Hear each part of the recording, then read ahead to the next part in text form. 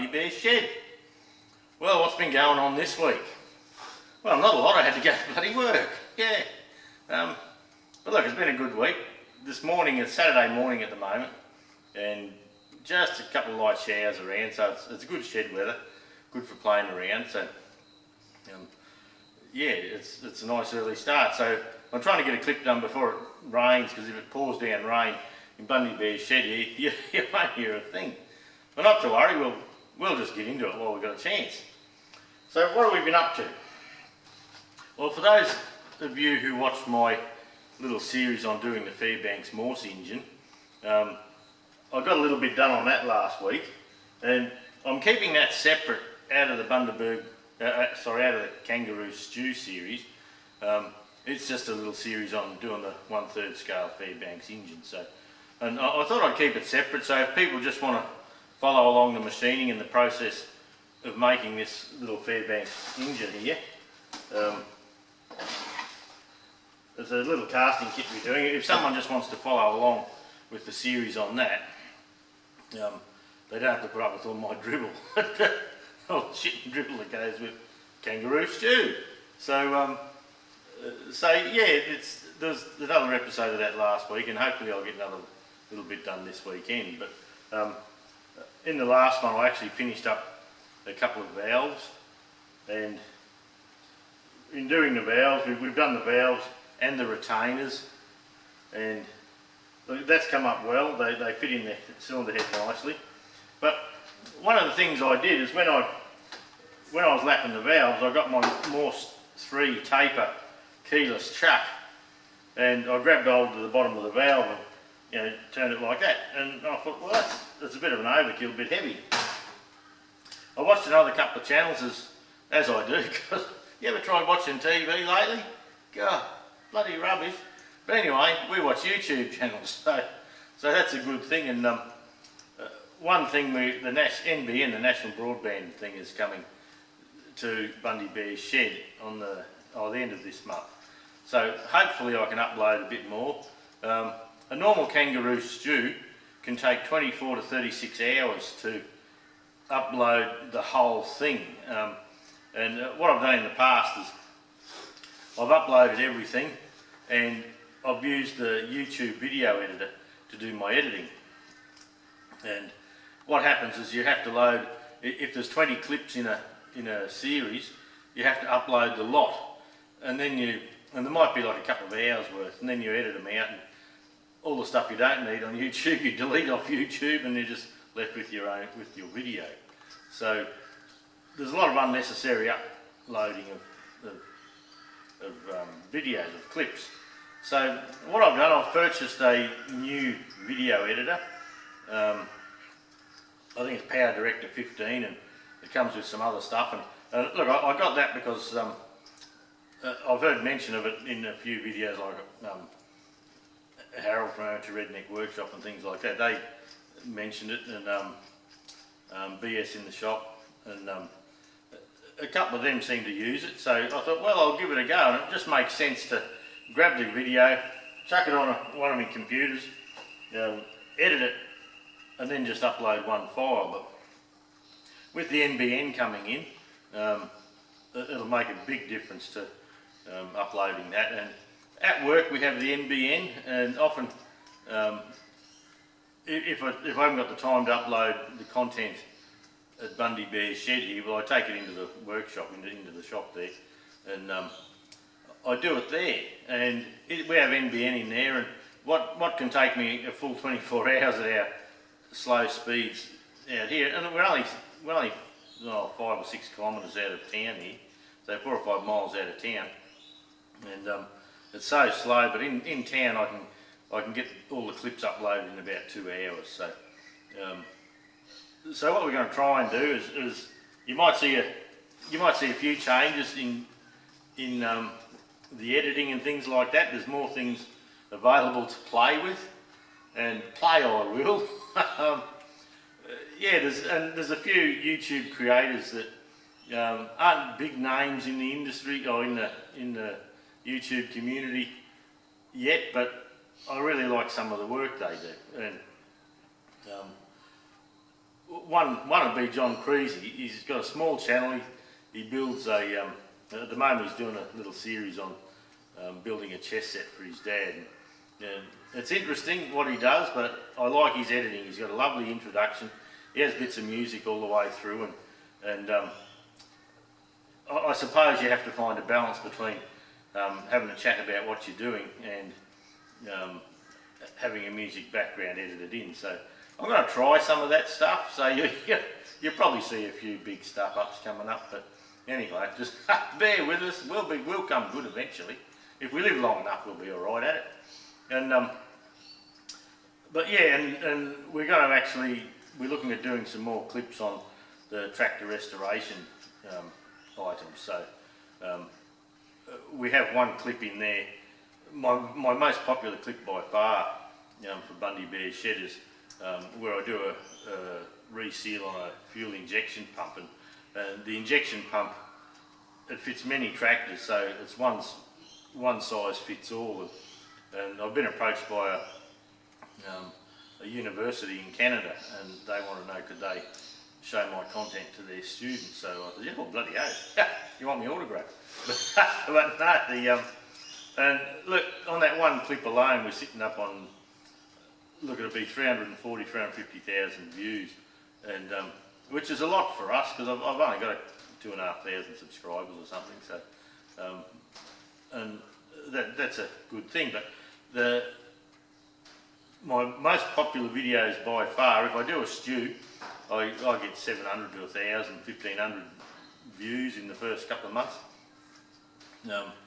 6 or 7, 800 in the first few days, and then it comes in dribs and drabs. But the videos where I fix things, like a fuel injection pump, that's my best one. The power steering pump on a massive Ferguson, and all them, they sneak up all the time, 15, 20,000 views. And then I watch A-Bomb, of course, and he puts out a video, and within the first 24 hours he's got 25, 30,000 views. So we've got a bloody long way to go. Not that I ever aspire to be a YouTube star. I'm just here for shit and giggles, just to have a bit of a laugh. And I've met some nice people. I'm in contact with some nice people constantly. So yeah, you may see a few different changes around. But anyway, getting back to basics. I've got the camera sitting over on my new. I made a stand on the back of the lathe to try and get better footage down into the lathe. Some of my footage where I've tried to use the tripod, where I try and use the tripod, and I'm always kicking it and trying to work around it, and so I've got it where I can have it on about a 30-degree angle either side of the chuck now, and I can pop in and get better shots, I'm hoping. So I've got a bit to learn there yet as well. You ever notice how dirty your lathe is? My lathe's not too bad most of the times, but when I video straight down the barrel there, you see all the sport on the bottom, and everyone else must clean it out, but then we'll see what happens. But getting back on track, when I did the lapping of the valves with my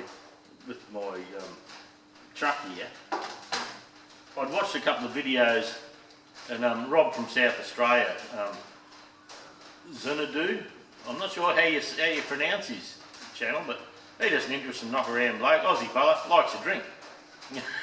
but he does some interesting stuff. And he followed someone's lead, and he made a small pin vise with the drill chuck. So through the week I went and bought a little drill chuck. I thought, well, that's a good idea, instead of having a big thing like that to do the job.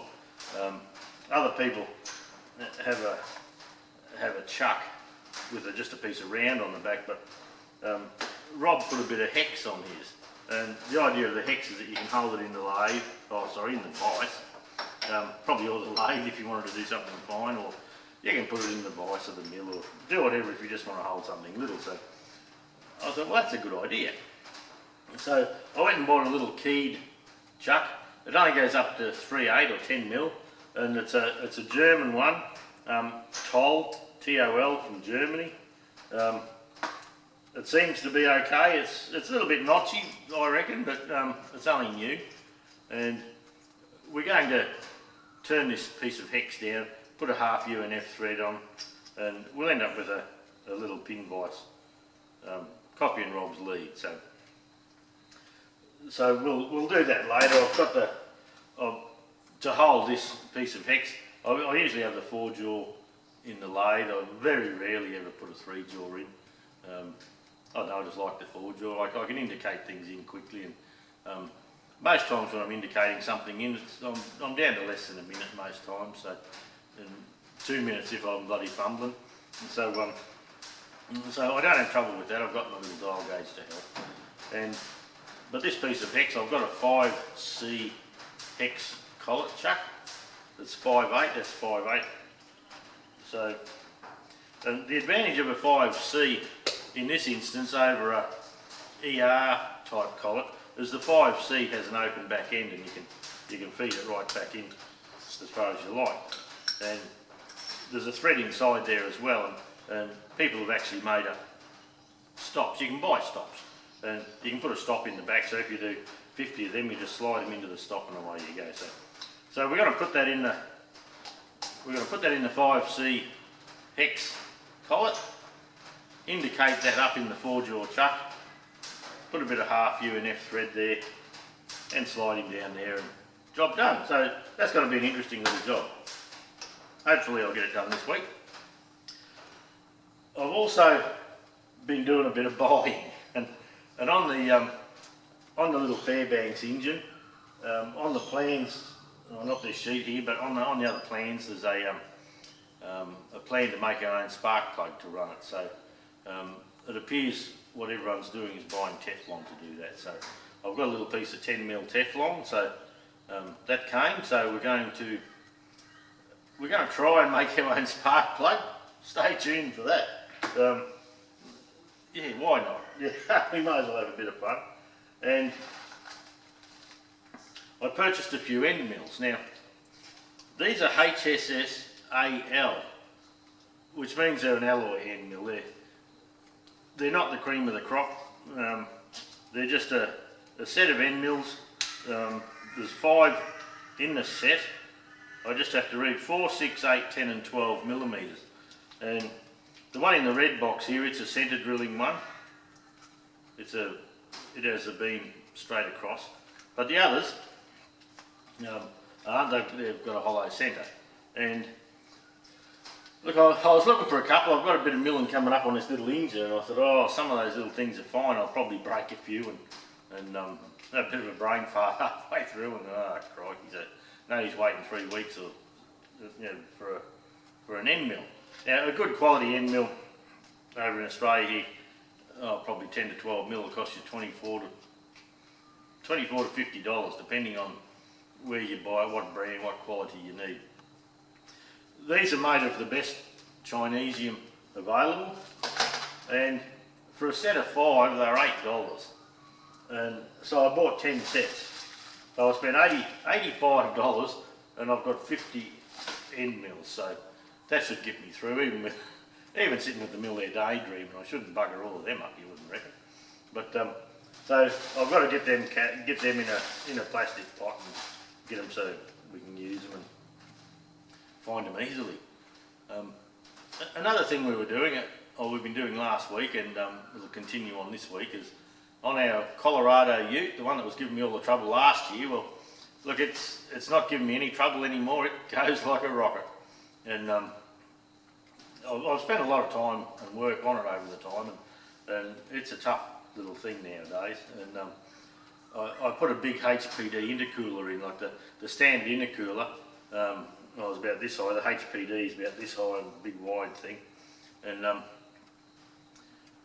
we've got a throttle controller on it, so I can make the throttle more sensitive, and that's good for around town. All these new vehicles are doughy as buggery when you take it off, especially an automatic, and it's got a DP chip on it to fuel it up, but I don't have the chip on all the time. But if I'm towing the caravan, I do put it on. If I tow the caravan, I've got the big intercooler, so I get nice cool air in. I've got the big 3-inch exhaust all the way through to get the heat out. So, and I detune the throttle a bit. You don't want a snappy throttle with a caravan. So I've got it all adjustable, but in doing that, I've got it pretty snappy round town, and it really launches pretty hard off the line if you want to. But so anyway, the other day, there had to be a story, didn't it? The other day I was heading to work and feeling a bit excited about getting there, and I went round the corner and up an intersection, there's a little hill there, and I fucking hit her up, and it shot off. it really launched hard, and I thought, oh well, you know, and I was just testing, just being a bit of a dick really, and anyway, down the road, what I'd done is I'd loosened the intercooler pipes, and she boom, off she come, and so I had to put that back on. So anyway, the other day when we went camping, I was towing the caravan home from camping down the beach, and I went around the corner and I was just accelerating gently with the caravan on to you know, just heading home, and boom, off she come again, and Jesus, didn't it go off? And I thought I'd buggered a tyre. You could feel it through the whole car, and I hopped out and looked at all the tyres, and I thought, what's going on here? And I hopped back in, and here's yeah, restricted performance on the engine because the intercooler had come off, the intercooler line had come off the turbo. So I brought it home, and I've got the collie up on the hoist there, and what we're doing is we're taking the standard hose clamps off. I should have brought one over here, and we're putting the big wide hose clamps on, the ones that you can, well, they are mainly for turbo lines. So what they had in the kit when I put the intercooler on was like hose clamps, but they had a double row in them, so they'd sort of pull in tighter and not poke out the little thread groove. So anyway, I've shot that off a couple of times now. She's got a bit much boost. We'll have to back her off a bit. And but anyway, we're going to put the big T clamps all the way. So last weekend I pulled the intercooler out.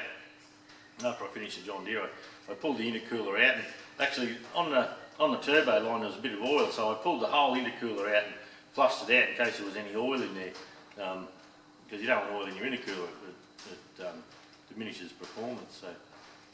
So I pulled all that out and cleaned it up. No oil in there really, but I have got a catch can on, and the catch can goes from your engine breather to a catch can, then into your inlet and your turbo line, between your turbo and the air cleaner. So I had a little catch can there, and look, it hasn't been working properly. So here comes the rain, and so we've bought catch cans. I've bought one for the new Triton too. So these 1-inch hose outlets on here, they're no good. They're no good to us.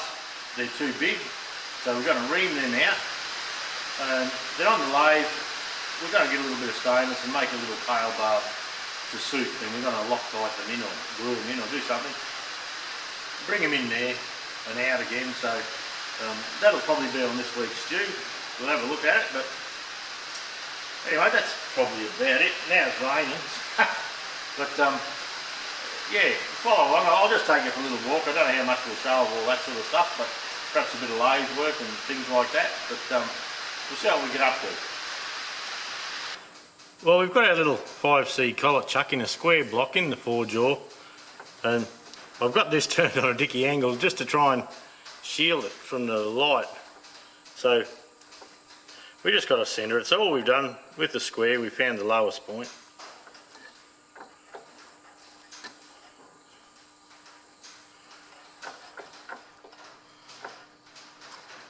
Hang on, I'll just go back. I just want to check my lowest point again. Okay.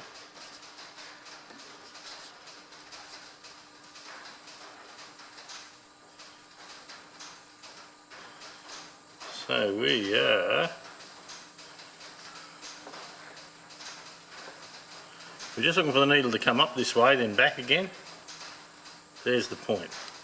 So we just got to grab half of that.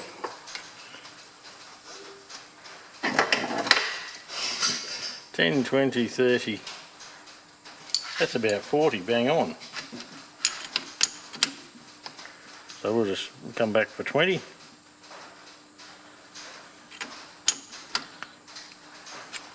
What I like to do now is I just turn the handle so it's back on 0. Then I check for the lowest spot. Yep, we're right on 0. Go 180. Look for the lowest spot. Well, look, we're 1,000. So if we just give this a little bit of a nip and grab half of that, set the needle to 0. So when we come down this side,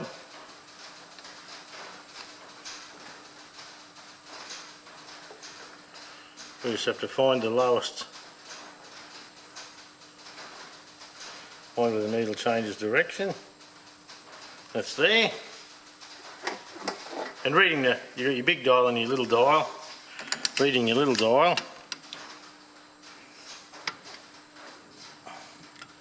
We have to come all the way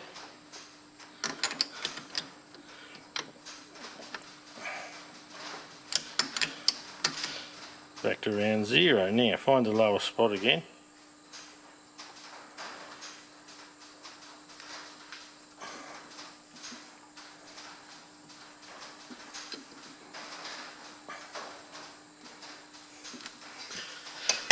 So the test, 0.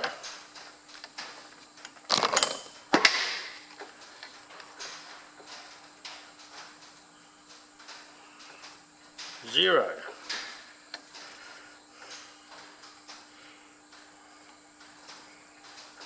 0. 0. That's bloody beautiful. Good to be handy, eh? Okay, what we're going to do now is just knock a bit of this down. The size for a half UNF thread, which will match the end of the chuck here. So I don't think I'll single point it. I think it's only 5/8, 16 mil long, so I think I'll just chuck a die on and run him down quickly when we get to size. So I'll zoom out a bit and we'll get set up for that. Right, we've got him all centred up. We'll just bring a tool up, we'll tidy the end up, we'll drop this down to 1/2 inch for about 15 mil or 5/8, give or take a kilometre or 2.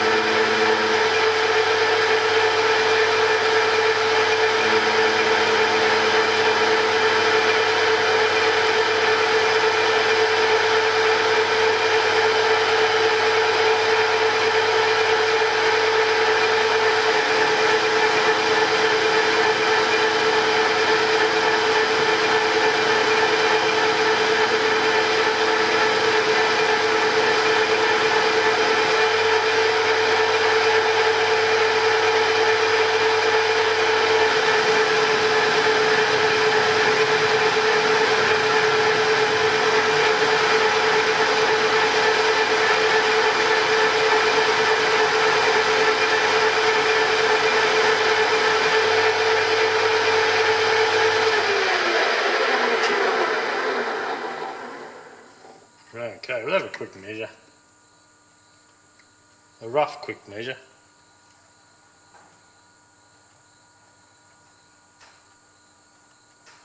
.540.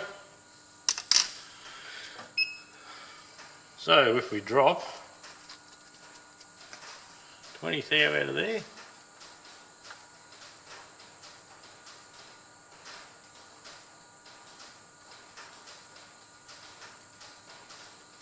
about there looks lovely.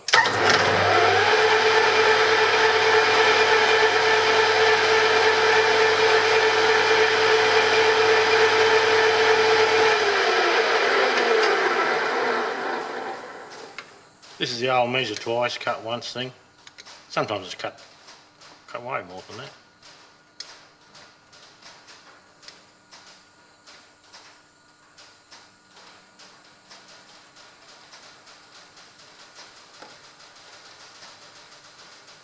$5.05, we could sneak in a thou or two.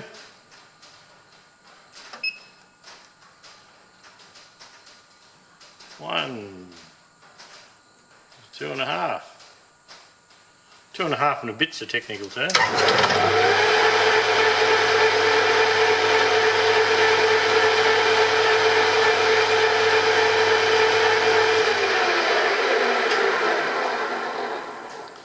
Let's have a look.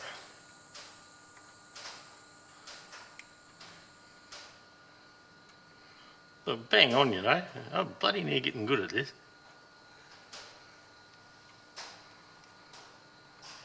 Was that extra little bit, I think. Can you see that? No, I've got too much light here, I think. Bang on anyway. That's my story.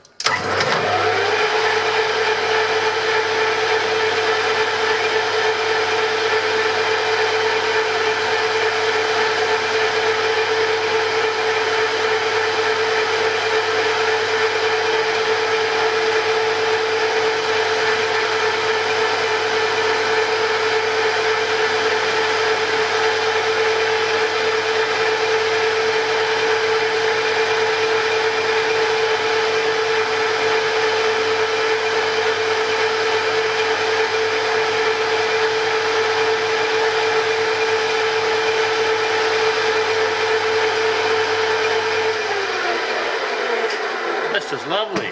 Did a nice little afternoon job. I probably should get 4 or 5 beers and have while I'm doing it, I think. A little chamfer on.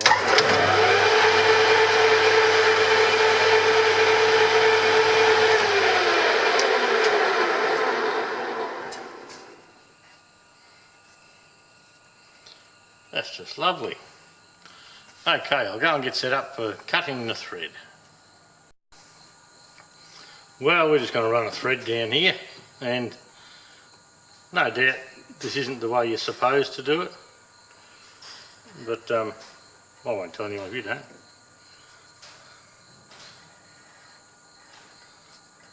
I actually had a proper die holder that went into the Morse Taper 3 stock here, but the little grub screws are all buggered on it, so we don't go that way. So what I often do is just try and get a nice straight start. That's what the chuck's doing up the back here.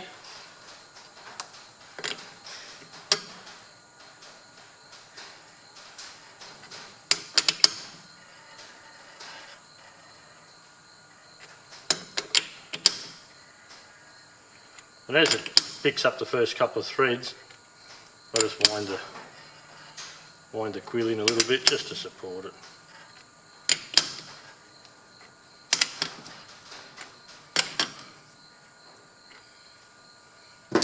And now it's started, we'll just select a slow speed to match my ability.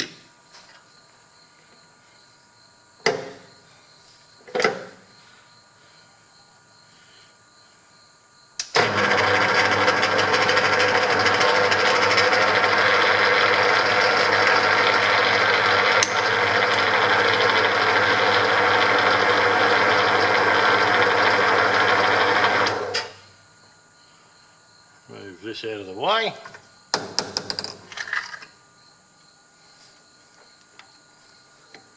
Take it right up by hand.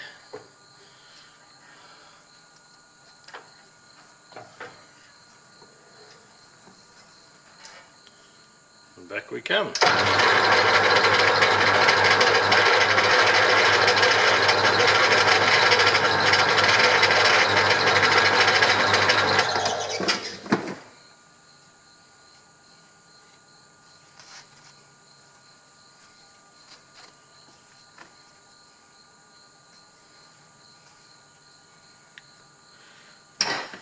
Well, it'll be good to remember where I set that bloody chuck now. There it is. Stop looking.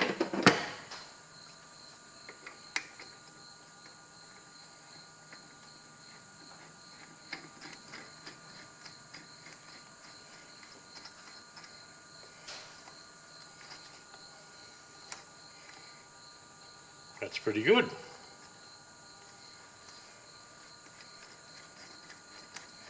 I'll just try and take that thread up just a little more. It's not quite coming up to the shoulder. So we'll turn the die around. All this stuff, I don't think you're supposed to do any of this stuff, but anyway, it's just one of those get the job done things, isn't it?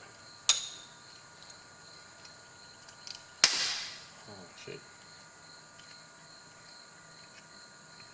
Turn the die over.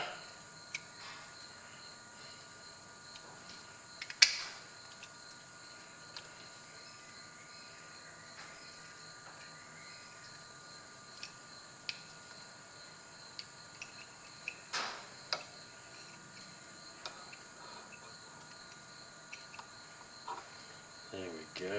Having trouble getting it in. I'm too old for that. Having trouble.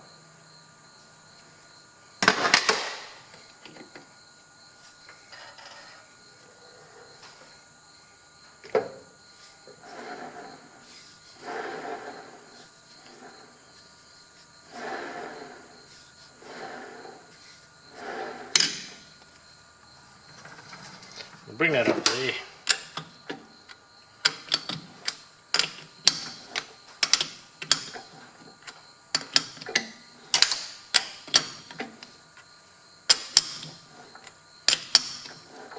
I find it easy to put the key in. To turn it, other people I see put the shifters on the jaws here, but I don't know, I just never did that.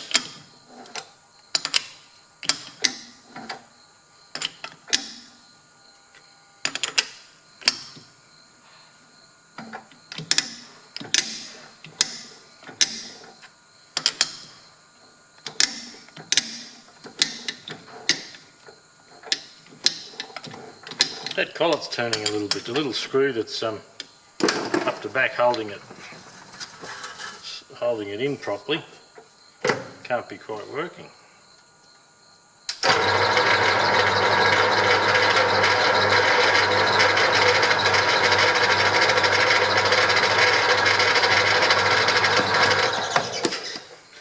Oh, that's just bloody lovely. Okay, we'll see if this goes all the way up now.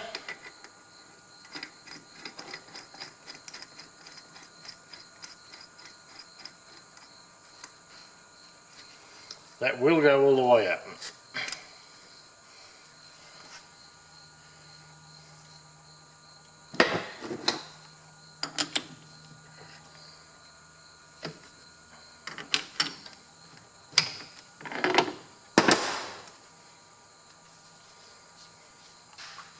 Let's loosen the collet.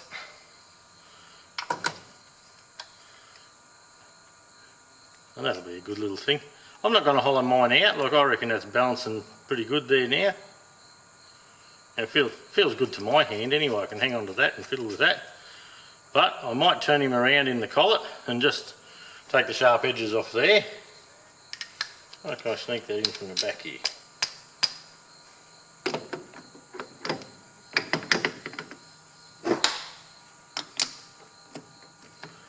Quarter there. Quarter there. Reckon that's true? It's going to be true.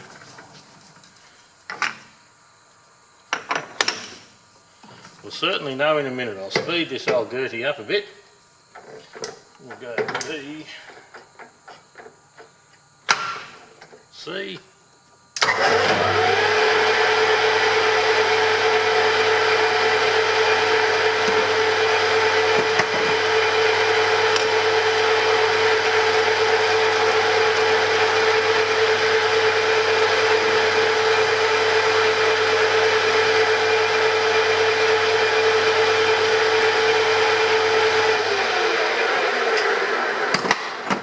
Little chamfer.